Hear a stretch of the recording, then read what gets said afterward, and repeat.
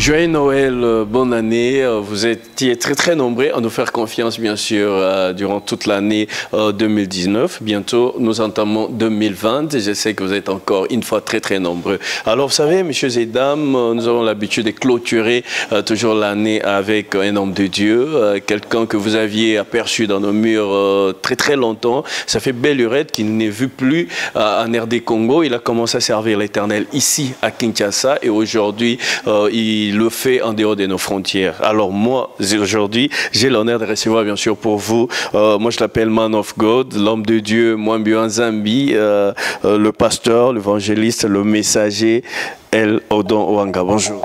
Bonjour Carlos, j'ai dit bonjour à tous nos internautes, j'ai dit bonjour à tous les téléspectateurs qui nous suivent, tous ceux qui accorderont justement et accordent importance justement à cette interview. Voilà, très ravi de vous recevoir encore aujourd'hui. On va finir bien sûr cette année avec vous. Alors moi je me disais, les gens qui nous suivent se posent des questions, mais où était-il passé en fait? Ça fait tellement longtemps, je peux dire à peu près 8 ans, que vous n'étiez plus ici à Kinshasa. Est-ce que vous pouvez nous rappeler encore d'abord une petite histoire de vous, une petite présentation, je peux les dire, courte et brève aussi en même temps, pour essayer un peu de faire comprendre les gens qui nous suivent? Bon, je pense que ça a été toujours difficile de se présenter soi-même, mais je veux quand même faire un effort pour justement répondre à ta question. Moi, c'est comme tous ceux qui me suivent pour la première fois, c'est votre humble serviteur, le messager Odon Owanga. Au fait, je suis pasteur responsable de l'église évangélique Shiloh située à Paris. Et c'est là que je vis pour l'instant, pour le moment, avec toute ma famille. Donc la raison est la seule et l'unique. Vous savez, quand vous allez immigrer ailleurs, c'est-à-dire il y a un problème d'intégration. Et ça demande beaucoup de choses, beaucoup de paramètres. Et pourquoi? Parce que quand tu veux faire, trouver ce qu'on appelle la deuxième patrie, dont tu es censé pouvoir, à un moment, essayer un peu de stopper les choses pour essayer d'intégrer carrément. Donc ça nous a demandé ça. Et nous avons fait ce qui était faisable. Parce que aujourd'hui, quand je suis parti, j'étais célibataire. Aujourd'hui, je suis marié, père de 3 enfants, de 3 gosses, hein, mes compagnons de tous les jours. Alors donc du coup, il y a la responsabilité en tant que papa auprès de mes enfants, il y a la responsabilité en tant qu'époux, il y a la responsabilité aussi en tant que pasteur. Donc du coup, entre-temps, il y a aussi la responsabilité en tant que résident français. Donc du coup, ça demande beaucoup de choses à faire, à mettre sur pied pour essayer, à un moment maintenant, de se sentir un peu libre, d'évacuer à d'autres occupations. Ouais. En tant qu'homme de Dieu, vous avez toujours des directives à suivre, on peut le dire ainsi. Qu'est-ce qui a fait que vous puissiez quitter le pays, là où vous étiez, parce que là, vous travaillez ici, vous serviez Dieu ici à l'époque. Qu'est-ce qui a fait que vous puissiez quitter pour aller immigrer en Europe? C'était juste comme tout jeune qui quitte son pays, comme on a toujours tendance à croire que l'Europe c'est mieux par rapport à cela, où il y a quelques directives qui ont fait que vous puissiez quand même quitter le pays? Bon, vous savez, ce jour, l'ainsi dit l'Éternel est comparable au je t'aime. Hein. C'est-à-dire, vous savez, les Tintins, ils ont affaibli les mots je t'aime. Et ce qui fait que même pour les femmes qui sont légalement mariées, les hommes légalement mariés, quand ils parlent de je t'aime, c'est un peu difficile que les gens puissent pouvoir le croire et l'accepter. Pourquoi je donne cet exemple? C'est par rapport justement à ce que Dieu m'a dit, Dieu m'a dit, Dieu m'a dit. C'est devenu un peu au quotidien. Et donc, ce qui fait que aujourd'hui, je ne préfère vraiment pas, même si c'est Dieu qui me parle, j'ai une autre manière de pouvoir m'adresser. Donc, j'avais reçu une orientation de la part de Dieu, oui, parce qu'à un certain moment, il fallait me déplacer pour extendre justement la vision que Dieu nous a donnée. Et preuve que c'est que nous avons une assemblée là-bas. Et l'idéal, ce n'est pas de se limiter seulement là-bas, mais c'est d'extendre les choses. Je ne pense pas que c'était pour les conditions du pays, parce que je n'étais pas riche au Congo, mais je pense que je ne manquais pas vraiment un pain pour me nourrir, ou soit je ne manquais pas une maison où dormir. Mais seulement c'est que c'était une orientation qu'il était temps de pouvoir extendre justement ma vision à l'extérieur aussi de mon pays. Voilà. Mon pays, c'est mon pays, donc preuve en est que je suis retourné dans mon pays, donc il y a beaucoup de projets sur mon pays donc, que je réaliserai. Voilà, en tant qu'un serviteur de Dieu, on voudrait poser cette question pour savoir c'est quoi la différence de servir Dieu ailleurs, au niveau de l'Europe, et le servir ici, sur place en fait. Y a-t-il quand même une différence? Non, je sais que c'est un peu vague, mais comme ça. Non, je pense que la différence est juste sur le plan culturel. Hein. Parce que vous changez d'environnement, vous changez des cultures, vous changez parce que c'est plus le même peuple que le vôtre. Donc du coup, vous intégrez dans une société qui n'est pas habituelle. Je dis, c'est pas votre société. Et vous devez pouvoir justement jouer à des principes de la missiologie.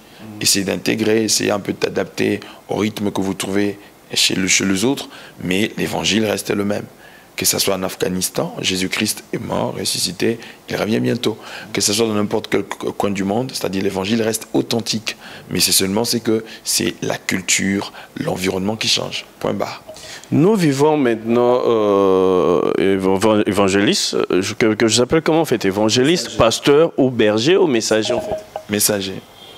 Y a-t-il une différence entre tout ça? Parce qu'apparemment, c'est comme si vous faites plus appeler messager. Ben justement, parce que le prophète, c'est un messager, le pasteur, c'est un messager, l'apôtre, c'est un messager, l'évangéliste, c'est un messager. Donc, je préfère carrément m'appeler messager. Pourquoi? Parce que je parle de la part de Dieu. Un messager, c'est un porteur de la bonne nouvelle, c'est un porteur d'un message. La question, c'est de démarquer des autres, en fait. Entre-temps, oui, entre-temps, non. Mais c'est simplement, c'est que pour moi, je me dis que c'est bon. Voilà, messager, je vous appelle ainsi. Nous avons un problème présentement ici au pays. En fait, on a maintenant du mal à accepter les hommes de Dieu. Parce qu'à l'époque, moi je me souviens, un homme de Dieu, c'était quelqu'un de trop respectable. Un homme de Dieu, c'était quelqu'un, c'était un ministre de Dieu, représente Dieu quelque part. Mais aujourd'hui, presque tout le monde en doute. Beaucoup de charlatans, les gens font n'importe quoi au nom de Dieu et les choses de Dieu, c'est devenu comme de la blague à tout moment. Moi, j'aimerais que vous puissiez analyser cela, apporter quelque chose de plus pour qu'on puisse en savoir encore un peu plus. Selon le jugement actuel des hommes de Dieu, là, présentement, là, je suis en train de dire ici, à Kinshasa, en fait, au Congo, on peut le dire. Bon, c'est à nier que c'est une réalité qui n'existe pas. Ça ne sera pas juste de notre part, encore moins de ma part. Et c'est une réalité qui existe. Mais moi, je pense que c'est beaucoup plus lié à la situation sociale du pays. Je pense. Cela ne veut pas dire qu'ailleurs, il n'y a pas des aventuriers. Non, il y en a. Mais le problème, c'est que la prolifération de ce qui n'est pas chez nous, c'est que c'est plus lié au social, au fait. Je pense que si Dieu fait grâce à nos dirigeants de pouvoir mettre sur pied un projet de société qui pourra permettre à la population de se retrouver, aux étudiants qui finissent leurs études, aussitôt finissaient leurs études, ils ont la facilité d'avoir la bourse et surtout d'être embauchés, c'est-à-dire essayer d'activer le ministère du Travail, le ministère de l'Industrie, ainsi que le ministère de l'Enseignement secondaire et supérieur, de pouvoir activer les choses, créer un peu de contrats et créer des écoles, des trucs, et qu'il y ait un système d'accompagnement de la jeunesse. Je pense que quand on vit dans un environnement où on sait que quand on finit ses études, on a la facilité d'être embauché, je pense que les gens s'adonneraient beaucoup plus à d'autres métiers. C'est-à-dire le culte ou la prière sera pour eux un état d'esprit. Pourquoi? Parce que moi je me dis toujours la spiritualité est un problème individuel, ce n'est pas un problème collectif. Pourquoi? Parce que tout le monde a une certaine spiritualité qu'il exerce, que ce soit en bien ou que ce soit en mal. Mais le problème, c'est que nous vivons dans une société où nous devons prôner des valeurs. Et quand il y a un problème des anti-valeurs dans la société, c'est un problème global et qui touche tous les aspects dans mon pays. Donc le problème, c'est qu'il faut que ceux qui gouvernent puissent... je ne dis pas qu'ils font rien, ils font quelque chose, mais il faut qu'ils fournissent encore plus des efforts, surtout pour l'accompagnement de la jeunesse. Je pense qu'avec ces projets, ça pourra permettre à ce que l'on puisse se retrouver. Vous allez voir que quand il y aura du travail, quand il y aura un accompagnement au niveau des universités pour qu'il y ait un problème d'intégration, je pense que tous ces tintins-là que vous voyez par-ci, par-là, auront quand même justement la possibilité de faire autre chose que de s'attacher à des choses qui ne sont pas le leur. Voilà. Moi, je vais essayer un peu d'étendre ma question et essayer de la poser peut-être autrement. C'est un peu difficile présentement à nos jours de reconnaître de bons pasteurs, en fait, de vrais hommes de Dieu. Oui. Parce que là, vous êtes la majorité. Maintenant, là, c'est à la mode. Hein? Donc, c'est-à-dire, si tu ne fais pas des miracles à tout moment, si tu ne chasses pas de démons à tout moment, il n'y a pas de différence maintenant entre le païen, le féticheur et le vrai pasteur, en fait, présentement. Qu'est-ce que vous pouvez dire pour ça? Parce que maintenant, là, ça a la coutume, hein, on peut le dire ainsi. Chaque pasteur doit avoir peut-être ses gris-gris par-ci, par-là. C'est un peu difficile. Il faut faire tomber les gens. Il faut créer de miracles. Il faut de mauvaises prophéties. Je ne sais pas si vous comprenez, c'est un peu difficile maintenant. La Bible n'aménage pas avec ces gens de voyous, parce que, excusez-moi, je ne peux pas mâcher mes mots. Les gens qui se comportent comme ça, en voulant falsifier les choses de Dieu, ce sont des usurpateurs et ce sont des voyous. Et vous savez, un voyou, c'est quelqu'un qui a un problème d'éducation à la base. Pourquoi? Parce que Dieu n'a pas besoin d'aide, parce qu'il est tout puissant. Il n'a pas besoin qu'on falsifie les miracles en son nom. Il n'a pas besoin qu'on mente en son nom. Il n'a pas besoin qu'on puisse usurper. Non, il n'a pas besoin de ça du tout. Notre Dieu n'est pas super. C'est-à-dire une personne qui n'est pas appelée à faire l'œuvre de Dieu, mais qui l'est fait par tétitesse ou par convoitise. Donc pour moi, ce sont des voyous et à mon avis, leur place est en prison parce qu'ils créent le trouble dans la société. Déjà, c'est l'usurpation des fonctions, en droit déjà. Et puis, c'est l'usage de faux. Donc le fait déjà de fomenter des faux miracles, c'est un usage de faux. Non, mais c'est spirituel quand même, quelque part. Comment vous dire, est-ce que la loi ne connaît pas la spiritualité? Non, il ne faut pas confondre. Nous ne vivons pas dans la jungle, nous vivons dans une société où il y a des principes. C'est-à-dire, quand tu vas fomenter un miracle, admettons par exemple quelqu'un qui n'est pas malade, il s'est fait passer pour un malade, c'est l'usage de faux. Donc, à mon avis, je consulterai des avocats, mais en réalité, ce sont de choses qui quelque part en train de nuire à notre société. Et quelque part, ce sont des gens en fait qui attristent le Saint-Esprit. Hein, pourquoi? Parce que en ce temps où nous sommes, il y a de vrais prophètes qui prophétisent de la part de Dieu. Nous avons des hommes que Dieu utilise puissamment, pour ne pas parler de moi. Il y a des gens que Dieu utilise puissamment avec des guérisons. Nous avons le magistrat qui est là. Hier, j'ai travaillé à l'église Maos et il y avait des choses que Dieu avait opérées. Il y avait le Lumbashi, il y a des délivrances de prophéties authentiques des gens qui ont été visités par le Seigneur. En fait, moi, je pose la question pour savoir, il n'y a pas la différence entre tout ça. C'est presque la même chose, en fait. Et maintenant, là, ce sont deux gens-là, entre parenthèses, ce sont eux qui brillent, ce sont eux de grands pasteurs, ce sont eux que nous reconnaissons, dont on ne peut pas citer peut-être dans cette émission. Alors, la question est celle de savoir comment reconnaître le vrai pasteur, le vrai homme de Dieu. Est-ce qu'il y a-t-il des signes qui pourront vraiment nous montrer que ça c'est un homme de Dieu, ou soit on est à côté, parce que là on est perdu là en fait. Je vous donne quelques signes déjà. Voilà. Jésus a dit vous les reconnaîtrez par leurs œuvres. Ça c'est la réponse de Christ d'une manière globale. Mais d'une manière pratique, c'est que un homme de Dieu, c'est un homme issu d'une femme ayant la chair et le sang. Donc il a toutes les facultés d'un homme, d'un être humain. Il peut avoir des défauts, il peut avoir des erreurs. Ça, c'est tout être humain. Ça, on a caché ça aux gens. Mais au-delà de ça, au fait, un homme de Dieu a des principes et a des interdits dans la vie.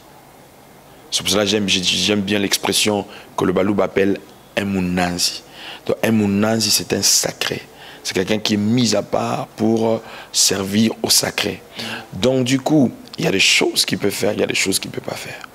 Si tu connais un homme de Dieu sur ton parcours qui, au-delà de la prêche, il vit sa vie normalement comme tout autre païen, c'est un faux. Okay. Ça, c'est le premier point. Non, mais la chair est faible, on le dit. C'est un humain, comme vous venez de le dire. Nul ne parfait aussi. Un humain qui n'est pas comme tout le monde. Un humain qui doit marcher sur des disciplines. Un humain qui doit éviter certaines choses. Parce que tu sais, la vie, si nous évitons certaines choses, ce n'est pas par rapport aux hommes, c'est d'abord par rapport à Dieu. Pourquoi? Parce que dites-vous par exemple, moi c'est depuis quel âge que j'ai commencé à servir Dieu?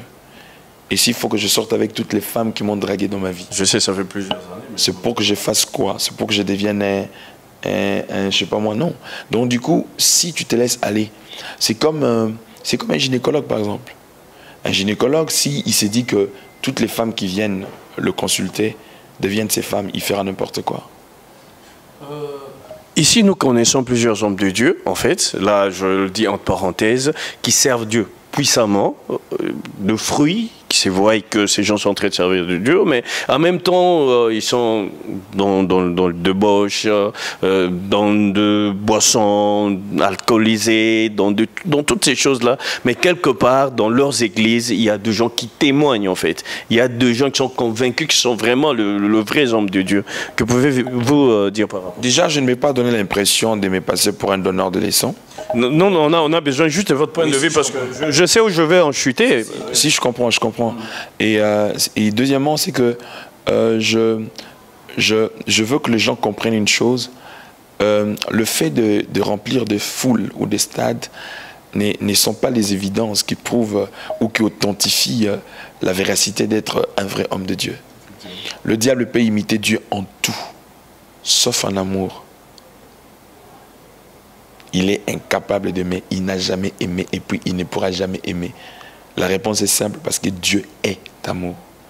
Vous savez, un escroc, soi-disant homme de Dieu, à cause de ses farces, il est obligé de sacrifier les gens, il est obligé de tuer, il est obligé de... C'est comme par exemple quelqu'un qui découvre qu'il y a un témoin gênant sur son parcours. Donc il est prêt à tout. Donc moi je pense que Dieu n'a pas besoin de tous ces aventuriers-là pour qu'il puisse élever son nom. Nous avons un Dieu tout-puissant, la Bible dit, j'agirai qui s'y opposera. Il y a des prophéties authentiques, il y a des guérisons authentiques, il y a des délivrances authentiques, pas avec des grimaces, au seul nom de Jésus-Christ de Nazareth, où les morts ressuscitent, les malades sont guéris, les captifs sont délivrés, excusez-moi, les opprimés sont libres. Parce que Jésus-Christ est en train de dire, dans Luc chapitre 4, l'Esprit du Seigneur est sur moi, parce qu'il m'a oint, pour annoncer la bonne nouvelle aux pauvres, renvoyer libre l'opprimé, délivrer le captif et proclamer une année de grâce du Seigneur. Donc je pense que ce sont des gens perdus, qui se comportent comme ça et qui pensent qu'en faisant ces choses, et pour finir justement dans ce que tu m'as posé comme question, il faut savoir, certains parmi eux, des fois ils arrivent qu'ils ne sont pas heureux.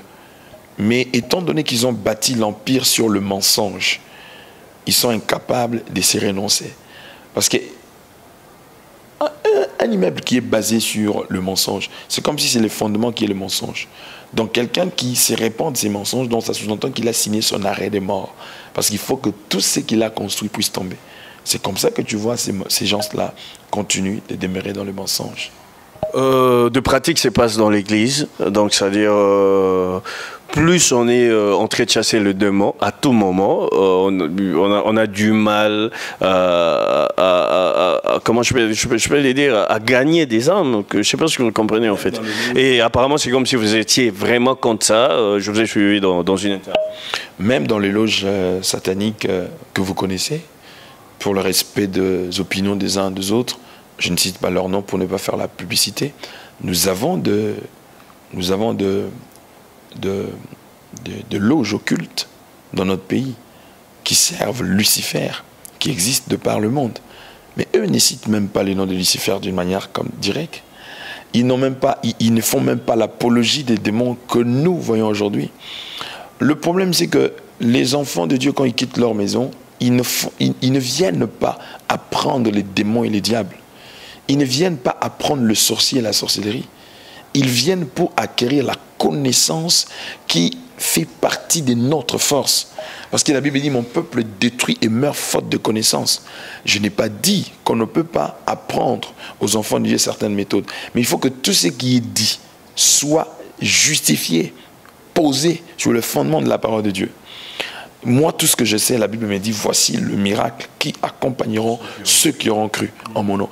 Quand l'apôtre Paul parle du combat spirituel dans les livres des Éphésiens, il parle de quoi? Voyons les armes que l'apôtre Paul est en train de nous donner. Porter la ceinture comme vérité. Le bouclier de la foi, afin de résister contre les traits enflammés du diable. Les ailes qui donnent l'évangile. Tout est clair. Mais les armes avec lesquelles nous voyons les gens combattre le diable aujourd'hui, ça provient d'où? C'est de quelle Bible ça sort? Où je prends l'arme, je recharge, je tire tant, et tout ça. C'est de conneries ça. Ça c'est de la comédie dans l'église de Dieu. Jésus a dit, voici le miracle qui accompagneront ceux qui auront cru. En mon nom, ils chasseront les démons. Voilà ce que Jésus nous a laissé. C'est pour cela qu'il a insisté aux disciples de rester à Jérusalem jusqu'à ce que le Saint-Esprit viendra. Mais bon, comme j'ai toujours dit, même sur le foot à Bango, mais bah, quand même que bah, quoi. Même si ils ont foot à Bango, même si ça leur paye. Mais ça le paye. Parce que l'Africain, en fait, se victimise toujours. L'Africain, il a toujours na place, il y a souffrance naïe. Ce qui fait que même dans notre pays, vous allez voir que personne n'est responsable de quelque chose. Hein. Tout le monde accuse. Non, c'est pas nous. C'est ceux qui nous ont précédés. C'est pas nous. C'est ceux qui nous ont précédés. C'est pas nous. Ainsi de suite, en fait. Et c'est ça notre mental, au fait. C'est ça notre état d'esprit. Donc, quelqu'un qui souffre, il n'est pas conscient que je souffre parfois parce que j'ai fini mes études, mais je n'ai pas le courage de faire entrer mes CV, de chercher du boulot. Donc, il a déjà dans sa tête qu'au Congo, il n'y a pas de travail. Et comment il compte vivre, lui?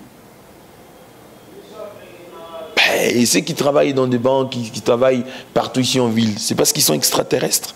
Non, c'est parce qu'ils ont cru en eux.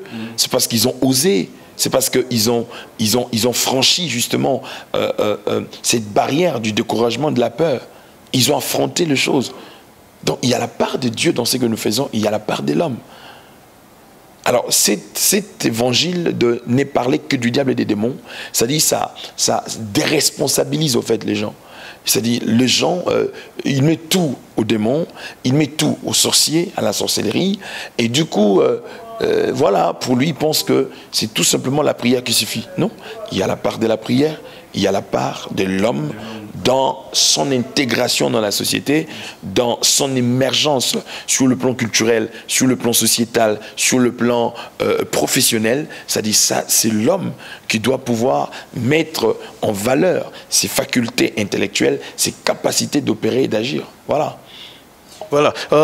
Maintenant, le problème qui se pose, c'est comme si les gens essaient un peu de voir que vous jugez peut-être un peu plus, parce que même la Bible elle-même nous dit de ne pas juger. Moi, je suivis dernièrement un artiste qui s'est converti, qui était vraiment de l'autre côté, comme vous le dites, qui faisait de la musique dite profane, mais qui est maintenant un pasteur, en fait. Je les cite, Jeff Fongue, je sais que vous connaissez bien, mais avec des gens comme ça, vous parvenez à douter carrément de ce qu'il est. Aujourd'hui, il dénonce même le mal par-ci, par-là, il dénonce des choses qui se passent aujourd'hui par rapport à votre métier pastoral et autres. Qu'en pensez-vous par rapport à ça? J'ai beaucoup de respect pour tout être humain que Dieu a créé, païen ou pas frère en Christ. Mais le problème, c'est que, c'est comme j'ai dit tout à l'heure, je crois que pendant que je suis en train de faire cette interview, je suis en face d'un cadre de justice, un magistrat. Quand on se convertit, le Saint-Esprit déjà n'est pas mal poli. Est-ce que pendant que je parle ici, j'ai cité le nom de quelqu'un? Le Saint-Esprit n'est pas mal poli. Non. Est-ce que, depuis que je commence à parler ici, j'ai cité le nom de quelqu'un? Non. Est-ce que j'ai dénoncé j'ai dénoncé des choses ou pas? Si. C'est pas parce que je suis plus intelligent ou moins intelligent que l'autre. Le problème, c'est la manière de faire. Quand on est converti, ça n'exclut pas le respect des aînés qu'on a trouvés dans ce qu'on fait comme œuvre. Même David était oint par rapport à Saül. Saül était même prêt à tuer David par la jalousie. Mais David s'est préservé de rendre le mal à Saül. Ça, c'est le principe. Parce que cette personne t'a précédé dans le sacerdoce. Donc, c'est qu'avant que toi, tu constates que cette personne n'a plus Dieu, donc il avait Dieu avec lui. Il y a un adage dans le français, en Lingala, on dit c'est kaka soda o wite tumbate. Yom tozo kende, luko yeba. Pose-lui les questions. Le problème, c'est que une conversion brutale, sans encadrement, peut pousser à des dérives qui, au fait, carrément brisent la déontologie et l'éthique du travail que nous faisons. Le ministère des dénoncements n'existe pas. Même quand l'apôtre Paul dit dénoncer leurs œuvres, il parle de leurs œuvres, il ne parle pas des individus. Si je connais un pasteur qui fait ses aventures, je n'ai pas le droit, moi, de m'asseoir sur le plateau de la télévision, citer son nom en train de dire n'importe quoi. Tu sais, un pasteur qui s'est dit déjà à la base qui est aventuré, cite-moi le nom de quelques pasteurs qui aventuriers, qui ont déjà abandonné leurs aventures parce qu'on a fait pour eux une émission. Mais il n'abandonnera pas. Parce qu'il vit de ça, il vit dans ça. Même Jésus lui-même, qui est le Saint d'Israël, on lui a posé la question, il a donné le parabole de l'ivraie et de blé. Il a dit, le maître de la moisson, plutôt du champ, a sémé le blé. Mais après, il se rend compte que dans le blé, il s'est poussé l'ivraie. Et on est venu poser la question au maître. Mais maître, on n'a pas sémé l'ivraie, on voit l'ivraie en train de vouloir détruire le blé. Quelle a été la réponse du maître? Il a dit, laissez croître ensemble au temps de la moisson. Parce qu'en cherchant à enlever l'ivraie, vous risquez aussi de pouvoir détacher le blé. Donc, en voulant faire ce que toutes ces personnes font, ils sont carrément en train de faire perdre les gens. Ils pensent qu'ils gagnent les gens, ils ne gagnent personne. Mais par contre, regarde les gens qui leur suivent. Ils deviennent révoltés, ils sont méchants et la seule chose, c'est ils insultent les autres, ils mélangent tout. Et maintenant, le problème, c'est que c'est la politique des bonnes impressions. Donc vous êtes aussi contre, même c'est que le pasteur Roger Bach a fait, de dénoncer tout le temps, en fait. C'est ça, le vrai problème, qu'on dénonce le mal, c'est que fait le pasteur. Donc c'est plus, il s'attaque plus aux personnes, selon vous, qu'à leurs œuvres.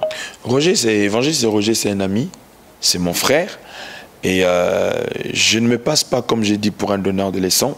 Mais je pense que la Bible, et que mon frère lit, ne lui autorise pas de citer les noms des gens. Mon problème, c'est au niveau des noms des gens.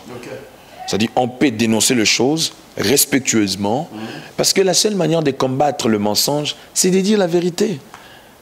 Est-ce que dire la vérité, c'est commencer à citer les noms des gens? Et si cette personne te porte plainte, tu dis quoi? Qu'on te combat à cause de la vérité, mais c'est faux. Tu sais, il y a un homme qui a chanté Kabombaya. Je crois que les Balouba se retrouvent dans lui.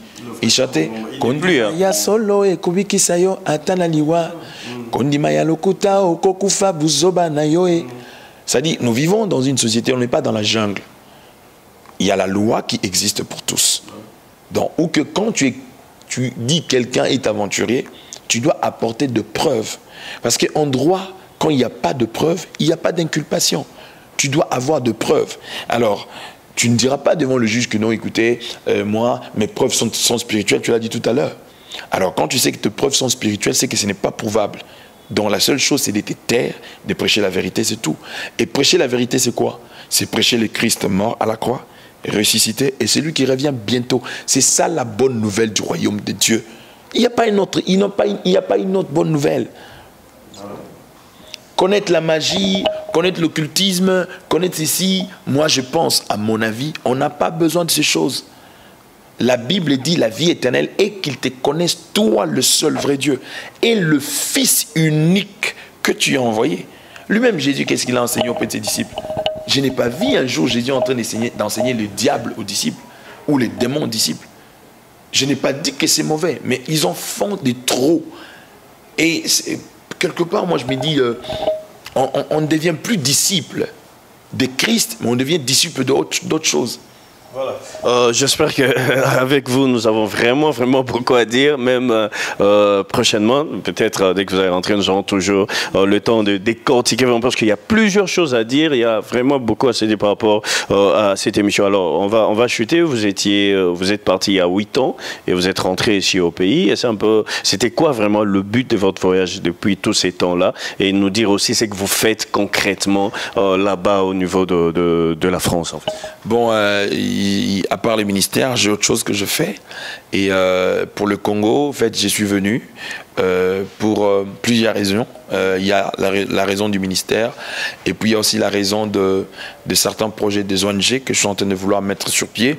Je devais prendre quelques contacts parce que je vais lancer un projet d'orphelinat, aussi la défense de l'enfant. Parce que le problème, c'est que je me suis rendu compte que nous avons grandi vraiment dans un environnement où l'essence du respect de l'enfant et de l'encadrement de l'enfant a un sérieux problème. Et là, je vois carrément la jeunesse, au fait, qui est abandonnée à elle-même. Et je ne dis pas que ceux qui font ne font rien. Non, j'ai dit apporter ma petite contribution à la mesure du possible des potentiels et des capacités que Dieu nous a données. Donc c'est pour cette raison, il était important que je retourne chez moi et essayer de prendre quelques contacts, essayer d'élargir un peu justement notre carnet d'adresses pour que chaque année, parce que par la grâce de Dieu, Dieu nous prête en vie, c'est-à-dire chaque année, nous serons contraints justement d'être ici pour des raisons ministérielles et aussi pour des raisons purement professionnelles dans les cadres de ces plans et de ces projets. Donc voilà un peu la globalité de la raison qui m'a amené ici. Donc ce qui fait que dans plus on avance, on aura, et aussi il y avait aussi un problème d'album que j'avais déjà sorti au niveau de l'Europe et qu'il fallait en parler aussi ici. Et nous avons essayé de briefer et je crois que d'ici là, il y a déjà quelques clips qui passent dans... C'est quoi déjà les titres de l'album? Parce qu'apparemment c'est comme si vous êtes maintenant plus côté pastoral que côté musique. Non, je suis tellement équilibré. Au mois de septembre, j'avais un joli concert à Paris. Donc, si vous tapez sur mon YouTube Odon Elwanga TV, tu verras Yasham Celebration. C'est-à-dire, c'est une action que je commencerai à tenir chaque année. Et on avait la première édition. Il y a deux choses que je ne force pas à faire dans la vie humblement. C'est de chanter et de prêcher la parole de Dieu. Franchement, autre chose, je peux forcer à faire. Mais ça, Dieu me les a donnés. Et je suis fier de les avoir pour le compte du royaume de Dieu. Donc voilà un peu ce que j'ai. Mais ceux qui s'abonneront sur notre compte YouTube, Odon Elwanga TV, ils seront franchement à la page, à la minute de tout ce que nous sommes en train de faire comme activité. Émission au niveau de Paris, interview, tout ce qu'ils connaissent, chansons, prédications. Et je crois qu'ils pourront vraiment entrer à fond de ce que nous faisons. Et pour ceux qui veulent s'acheter notre musique, ils peuvent se rendre sur iTunes et puis sur Spotify. Ils pourront avoir consommé notre musique, comme on le dit toujours, consommons Jésus-Christ sans modération. Et nous avons lancé en ligne une marque. Tu peux prendre la marque parce que consommons Jésus-Christ sans modération. Donc, voilà. Donc pour le moment, on est dans les t-shirts.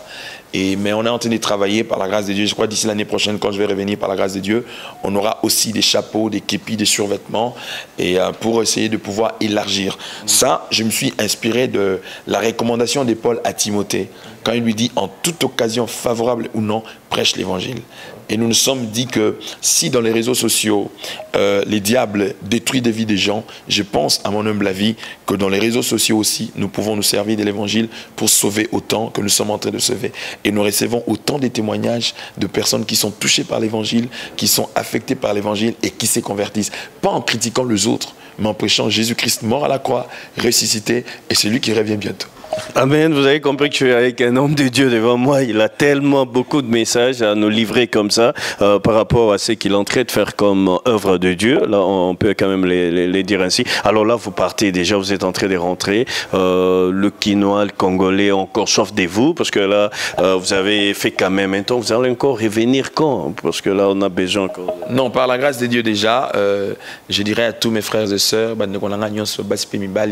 je suis congolais, j'aime mon pays. Je suis fou de mon pays. Il n'y a pas un pays qui peut remplacer mon pays que mon pays. Donc, ce qui fait que déjà, par la grâce de Dieu, chaque année, nous serons ici pour plusieurs activités. Manassé, Zoé, vous tous qui nous suivez dans des stades pour des croisades contenées, qui nous suivez dans des grands hôtels, dans des salles de réunion, bientôt, vous aurez des affiches. On va se servir avec Carlos, tous ces mondes que vous connaissez, pour vous mettre au parfum de nos activités. Mais je pense que là, maintenant, on a des pieds sur le Congo, mon pays, et ainsi que la France. Donc, franchement, vous aurez le meilleur de vous-même. Mais tout ce que moi, je vais vous demander pour l'instant, abonnez-vous d'abord massivement sur notre compte YouTube parce que ça vous permettra de pouvoir nous suivre à la page aussi. Odon, tapez seulement Odon Elwanga TV. Il y a beaucoup d'Odon Elwanga qui sortiront, mais ce que moi je connais, c'est Odon Elwanga TV. Merci beaucoup. Vous avez encore un petit dernier mot à adresser à tous ceux qui nous ont suivis? Non, je vous aime beaucoup. Merci. Continuez de prier pour nous. Je pense que les questions qui m'ont été posées n'étaient pas intentionnelles. Rien n'a été préparé dans le but de pouvoir toucher qui que ce soit. Je n'ai même pas besoin, moi, de pouvoir me servir du nom de quelqu'un pour prendre l'échelle. Je crois que par la grâce de Dieu, comme l'apôtre Paul pouvait dire, si pour les uns je ne suis pas apôtre, au moins pour ceux qui croient en moi, je suis apôtre. Donc je n'ai pas besoin de pouvoir me servir du nom de quelqu'un ou d'une personne pour mais simplement c'est que quand il y a des choses à dire d'une manière claire, il faut les dire. Pourquoi? Parce que la Bible dit que nous devons nous supporter les uns les autres et surtout nous entraider dans l'esprit de pouvoir retourner les gens sur la droiture et le règlement du travail que nous sommes en train de faire. Le respect de l'autre et des rigueurs, et ça fait partie des valeurs que prône le Saint-Esprit. Donc c'est lui qui dit qu'il a le Saint-Esprit, il a l'obligation de respecter les autres. Amen, amen, amen. Merci. Vous savez, moi, j'aime souvent, depuis très longtemps, faire des émissions avec cet homme de Dieu parce qu'à tout moment, nous sommes édifiés. À tout moment, vous comprenez vous-même comment ça se passe en chant oratoire aussi. Hein. C'est quelqu'un vraiment qui s'y connaît très bien, on peut le dire ainsi. Vous étiez encore une fois nombreux à nous suivre. Merci, bonne année, meilleurs vœux. Moi, je vais vous revoir très, très bientôt pour un autre numéro de cette émission sur Voilà Night et ça vous fera énormément plaisir. Joyeux Noël et bonne année à vous.